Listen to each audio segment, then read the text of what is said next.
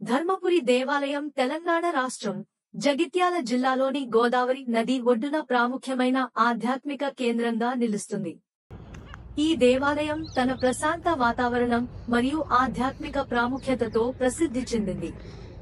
ముఖ్యాంశాలు: ప్రధాన దేవత. ఈ దేవాలయం ముఖ్యంగా లక్ష్మీ నరసింహ స్వామికి అంకితమైంది. ఇది విష్ణువుల అవతారమైన నరసింహుని రూపం. ఈ దేవాలయాన్ని సాధారణంగా లక్ష్మీ నరసింహస్వామి ఆలయం అని కూడా పిలుస్తారు.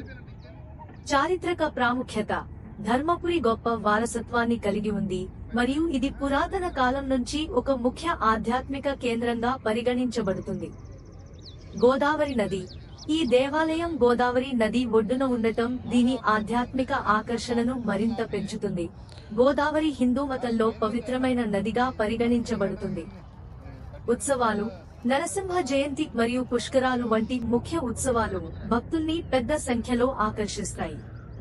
ప్రతి 12 సంవత్సరాలకు ఒకసారి జరిగే పుష్కరాలు గోదావరి ఒడ్డున పూజా కార్యక్రమాలు నిర్వహించేందుకు ప్రత్యేక ప్రాముఖ్యత కలిగి ఉంటాయి.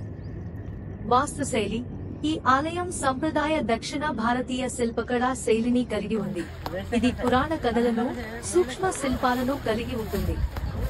ఈ దేవాలయాన్ని సందర్శించేవారు పూజలు నిర్వహించి ఆశీర్వాదాలు కోరుకుంటూ గోదావరి నదీ తీరంలో ప్రశాంతతను ఆస్వాదిస్తారు. ఇది సాంస్కృతిక, ఆధ్యాత్మిక సమతుల్యతకు ప్రతీకగా నిలుస్తుంది.